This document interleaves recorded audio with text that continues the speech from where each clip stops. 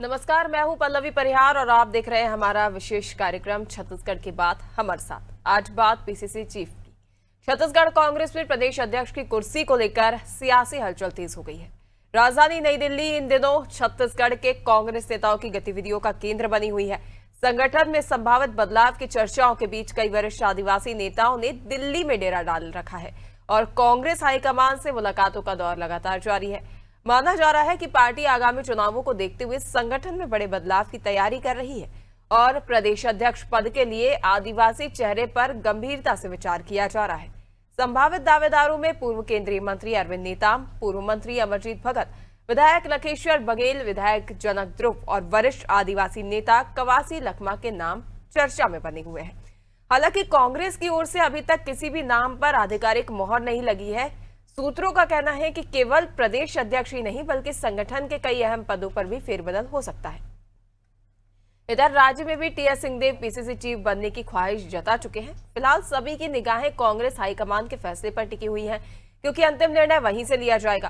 छत्तीसगढ़ की जनसंख्या में भी ओबीसी का प्रतिशत सबसे ज्यादा है। सवाल यह है कि क्या कांग्रेस इस बार ओबीसी को कमान सौंपेगी या आदिवासी के नेतृत्व में ही आगामी चुनाव लड़ा जाएगा। आज की चर्चा इसी के इर्द गिर्द। तो चलिए इसी पर चर्चा के लिए हमारे साथ कुछ खास मेहमान जुड़ेंगे।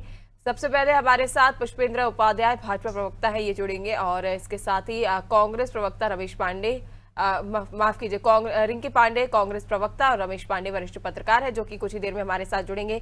सबसे पहला सवाल मैं बीजेपी से पुष्पेंद्र उपाध्याय जी से लेना चाहूंगी, जो कि बीजेपी प्रवक्ता है। पुष्पेंद्र जी, लगातार कांग्रेस की ओर से मंथन किया जा रहा है, जहां पर पीसीसी चीफ दीपक बैज का कार्यकाल खत्म होने वाला है। अब इसको लेकर कांग्रेस की ओर से काफी मंथन किया जा रहा है। संभावित है कि ओबीसी या आदिवासी चेहरे को इस बार मौका दिया जा सकता है। टीवी के समस्त दर्शकों को मेरा नमस्कार, जय श्री राम। अपने साथ में वरिष्ठ पत्रकार रमेश पांडे जी हैं, पल्लवी जी हैं, रिंकी पांडे जी भी हैं। रिंकी जी, मैं आपके लोकप्रिय चैनल के माध्यम से बताना चाहता हूं कि कांग्रेस में स्थिर नेतृत्व की कमी है। पीसीसी चीफ बदलने की चर्चा दिखाती है कि कांग्रेस अपने मौजूदा नेतृत्व से संतुष्ट नहीं है। चुनाव से पहले नेतृत्व बदलने की चर्चा संगठन में अस्थिरता का संदेश देती है, जो हमेशा से कांग्रेस में दिख रहा है। कांग्रेस पार्टी में पद के लिए खींचतान हमेशा लगा रहता है। अभी आप देखे होंगे दिल्ली में बहुत सारे नेता डेरा डाल के रखे हुए हैं। कांग्रेस में बहुत सारे गुट हैं, सोनिया गुट है, प्रियंका गुट है, राहुल जी का गुट है। अब देखिए क्या होता है, जो ज्यादा परिक्रमा लगा लेंगे वो प्रदेश अध्यक्ष बन जाएंगे। लॉबिंग इनकी चल रही है, मगर इससे कार्यकर्ताओं को असंतोष होता है, असंतुष्टि दिखती है। तो मुझे लगता है कांग्रेस की ये परंपरा ठीक नहीं है और हमेशा हाई कमान की संस्कृति है। कांग्रेस में प्रदेश नेतृत्व कुछ नहीं करता है, पूरा तय सेंट्रल से होता है। अभी आप देखे होंगे हमेशा कांग्रेस में गुटबाजी हावी है, एक दूसरे के ऊपर कुर्सियां फेंकी जाती है, एक दूसरे का सर फोड़ा जाता है। ये हमेशा कांग्रेस पार्टी में आपको देखने को मिलेगा। तो मुझे लगता है पहले इनकी अंदरूनी जो असंतोष है उसको दूर करना चाहिए, इसके बाद प्रदेश अध्यक्ष को बदलना चाहिए और चुनाव से पहले कांग्रेस की प्रदेश अध्यक्ष को बदलना। मुझे ऐसा लगता है कि दीपक बैज जी तो बहुत अच्छा काम कर रहे हैं, मगर पता नहीं अब कौन से गुट को संतुष्ट नहीं कर पा रहे हैं, जिसके कारण बदलाव की स्थिति लग रही है। तो ऐसा लगता है पल्लवी जी की कांग्रेस में अस्थिर लोग होते हैं। अभी आप देखे होंगे इसके पहले भूपेश बघेल जी और टीएस सिंहदेव जी की जय और बीरू की जोड़ी कही जाती थी। जब भूपेश बघेल जी को कुर्सी मिली तो सब भूल। तो टीएस सिंहदेव जी से अपन पूछ सकते हैं कि उनके अंदर क्या गुजर रहा होगा। जो लोग परिक्रमा करते हैं, राहुल गांधी जी की परिक्रमा करेंगे, उनको प्रदेश की कमान दी जाएगी। सोनिया गांधी जी की परिक्रमा करेंगे, उनको कमान दी जाएगी। कार्यकर्ता कभी आगे नहीं बढ़ता है, कांग्रेस में पराक्रम करने वालों को प्रदेश अध्यक्ष की कमान मिलती है, तो कांग्रेस में सबसे ज्यादा चर्चा जनता के मुद्दों की नहीं होती है पल्लवी जी, बल्कि कुर्सी की है। और बीजेपी में नेतृत्व और विकास दोनों पर गंभीर चर्चाएं होती हैं। उसी का परिणाम आप देख रहे होंगे। छत्तीसगढ़ में इंजन वाली सरकार है, नगर निगम में भारतीय जनता पार्टी की सरकार है, प्रदेश में भारतीय जनता पार्टी की सरकार है और केंद्र में भारतीय जनता पार्टी की सरकार है। भारतीय जनता पार्टी की सरकार विकास के मुद्दे पे आगे बढ़ती है, विकास को अपना आधार मानती है और उसी का आप देखिए होंगे फैसला है। छत्तीसगढ़ की देवतुल्य जनता ने भारतीय जनता पार्टी को बैठाया है। भारतीय जनता पार्टी का एक एक कार्यकर्ता पल्लवी जी 24/7 काम करता है और संगठन के विषय को लेकर चर्चा करता है। हम सब लोगों का एक ही उद्देश्य होता है, भारतीय जनता पार्टी और कमल। मैं इसके पहले बताया था भारतीय जनता पार्टी का क्या उद्देश्य है। हम लोग एक कमल के फूल को अपना मानकर काम करते हैं और कहावत है, मैं एक कमल हूं, मुझ में है श्यामा प्रसाद, मैं ही अटल हूं। सावरकर के संस्था राष्ट्रवाद का पटल हूं, करोड़ों देशवासियों का मैं बल हूं। हाँ, वतन की मिट्टी में सींचा, मैं एक कमल हूं, मैं एक कमल हूं। हम सब लोग अपना आदर्श पंडित श्यामा प्रसाद मुखर्जी जी को मानते हैं, पंडित दीनदयाल उपाध्याय जी को मानते हैं, अटल बिहारी वाजपेयी जी को मानते हैं, जो अपने देश को आगे बढ़ाते हुए किसी व्यक्ति विशेष को नहीं। कांग्रेस में क्या होता है पल्लवी जी, व्यक्ति विशेष परिवारवाद आदि है। जब तक इससे बाहर नहीं निकलेंगे तो कांग्रेस का लगता है मुझको कांग्रेस का भला नहीं होने वाला है। यहाँ तय रहता है सब, आप देखिए। तो इसलिए मुझे ऐसा लगता है गांधी परिवार से बाहर निकलना चाहिए। बिल्कुल, संगठन का अपना अपना मानना है, अपनी अपनी कार्य करने की रणनीति है और निश्चित तौर पर यदि संगठन की ओर से कोई निर्णय लिया जाएगा, ये देखने वाली बात होगी कि जमीनी स्तर पर राजनीतिक समीकरणों के मद्देनजर उनकी ओर से क्या फैसला लिया जाता है। लेकिन इस पर अधिक चर्चा के लिए फिलहाल हमारे साथ रिंकी पांडे जी जुड़ गई हैं, कांग्रेस प्रवक्ता है। रिंकी जी, लगातार जो अब बदलाव कांग्रेस में देखने को मिलेगा पीसीसी चीफ को लेकर, इस पर बीजेपी की ओर से गुटबाजी के आरोप लगाए जा रहे हैं, जहां पर अब बदलाव के कयास भी राजनीतिक सरगर्मियां तेज होती हुई नजर आ रही हैं। राजनीतिक गलियारों में बदलाव की चर्चाएं तेज हो गई हैं, कई नाम ऐसे हैं जो सामने आ रहे हैं। वहीं अब बीजेपी की ओर से गुटबाजी का आरोप लगाया जा रहा है, इसको लेकर आप क्या कहना चाहेंगे? देखिए, मैं सबसे पहले तो ये कहूंगी कि कांग्रेस एक लोकतांत्रिक पार्टी है। हमारे यहाँ संगठन में बदलाव कोई असामान्य बात नहीं है। समय समय पर जो हमारे हाई कमान है, प्रदेश जो हमारा हाई कमान है, वो प्रदेश अध्यक्षों को कई अध्यक्षों को बुलाते हैं, कई प्रदेश के अध्यक्षों को बुला करके बैठक लेते हैं, संगठन की मजबूती को लेकर के चर्चा करते हैं। तो इस प्रकार की बैठक और चर्चाएं चलती रहती है। लेकिन जहां तक ये अफवाह जो फैलाई जा रही है कि प्रदेश अध्यक्ष बदल रहे हैं, तो अभी तक इस प्रकार की कोई आधिकारिक घोषणा नहीं हुई है। तो मेरा यह मानना है कि जब तक आधिकारिक घोषणा न हो तो इस विषय पर किसी प्रकार की टिप्पणी उचित नहीं है। और जहां तक गुटबाजी की बात है, तो देखिए, मतभेद और विचार विमर्श लोकतंत्र की पहचान है। कांग्रेस में अपनी बात रखने की स्वतंत्रता है, लेकिन वही भाजपा में तो ऊपर से फैसला आता है और नीचे से घोषणा होती है। और कांग्रेस में क्या होता है कि संवाद है, चर्चा होती है, सामूहिक निर्णय होते हैं। कांग्रेस में ये सब होता है, लेकिन भाजपा में कुछ नहीं होता है। भाजपा में अभी तक भाजपा प्रदेश अध्यक्ष का चुनाव कैसे हुआ? भाजपा ने प्रदेश अध्यक्ष का चुनाव किस प्रकार से किया? क्या भाजपा में कार्यकर्ताओं की राय ली जाती है? मुख्यमंत्री बदलने का फैसला कौन करता है?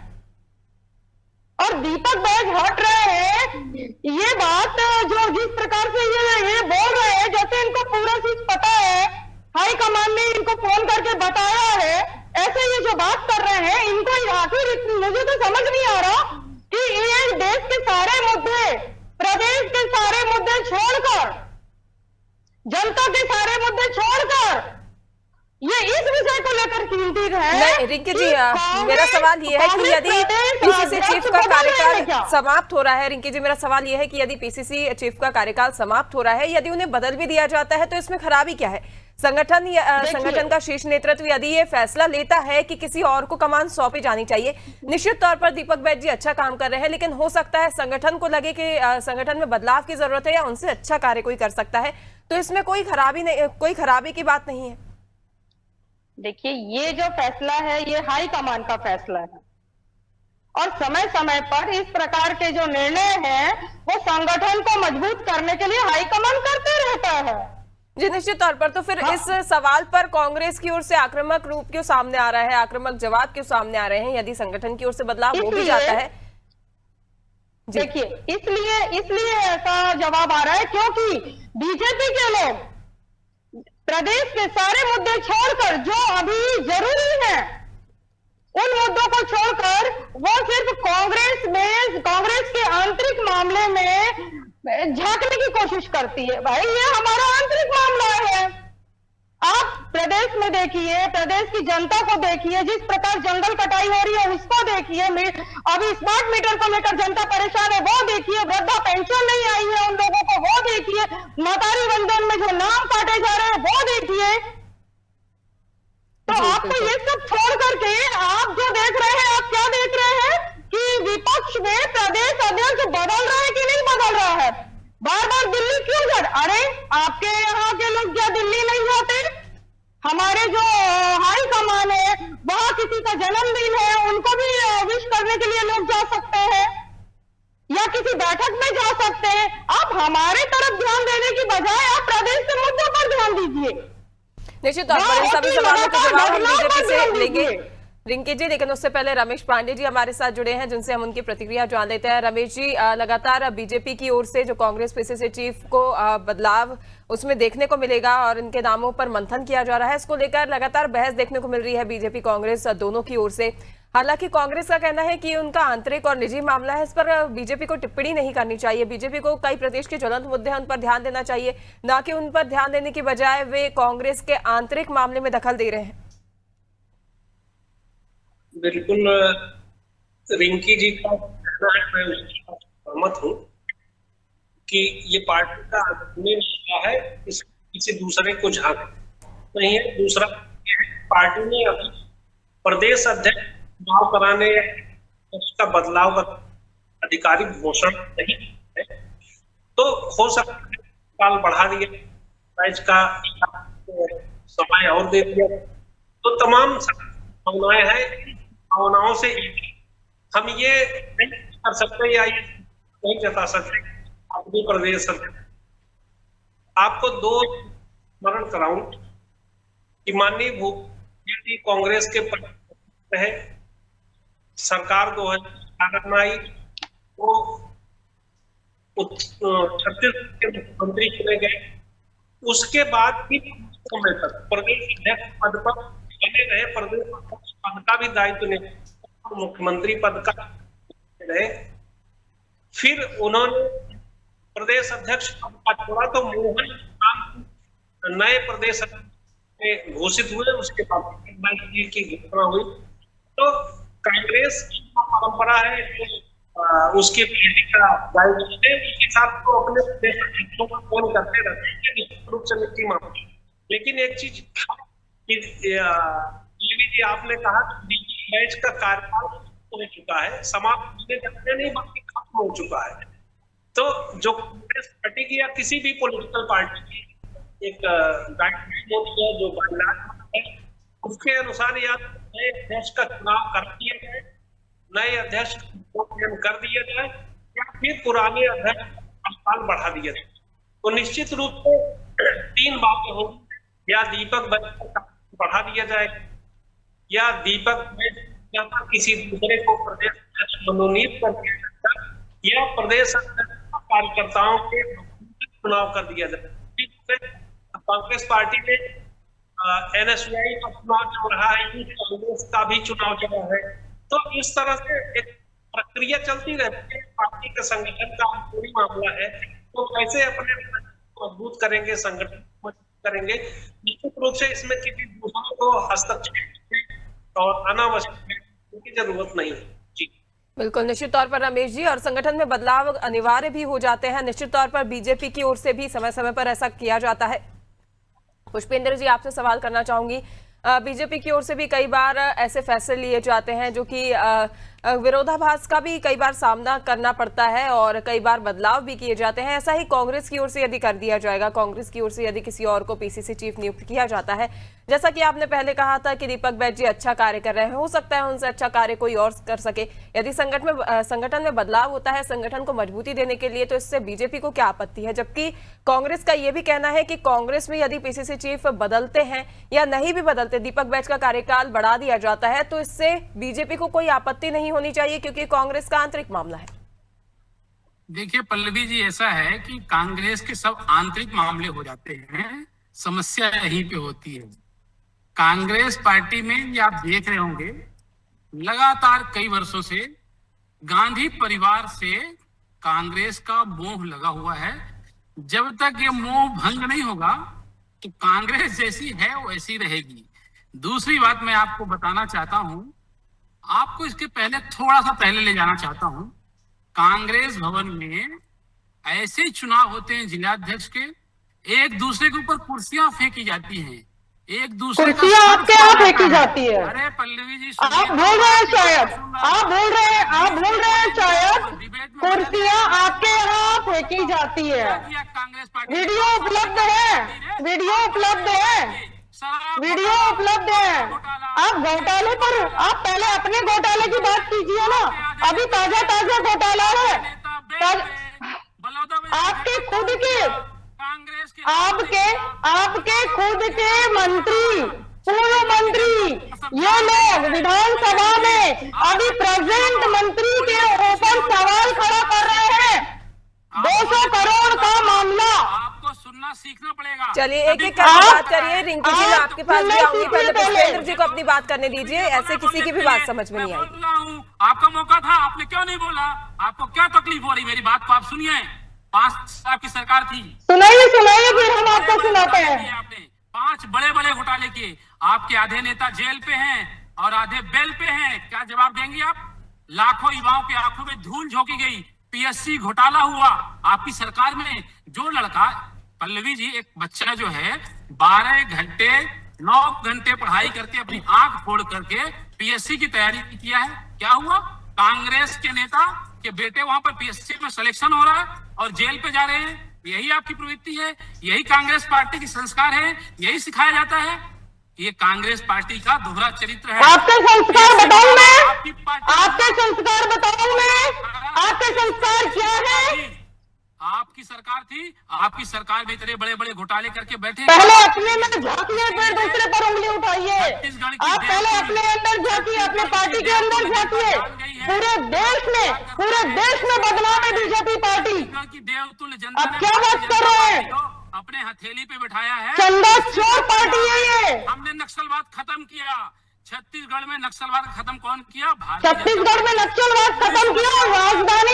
राजधानी को पूरे घटनाओं का स्थल बना दिया आपने। कांग्रेस खत्म, आतंकवाद खत्म, घर से निकाल कर वहाँ मर्डर हो रहे हैं राजधानी में। रिंकी जी, मैं आपके पास भी आऊंगी। पुष्पेंद्र जी, खत्म, कांग्रेस खत्म, नक्सलवाद खत्म, कांग्रेस खत्म, छत्तीसगढ़ की पूरी समस्या खत्म। देखिए इनकी मानसिकता क्या है, इनकी बातों से पता चलता है कि इनकी मानसिकता क्या है। हमारी बात फिलहाल पीसीसी चीफ को लेकर हो रही थी।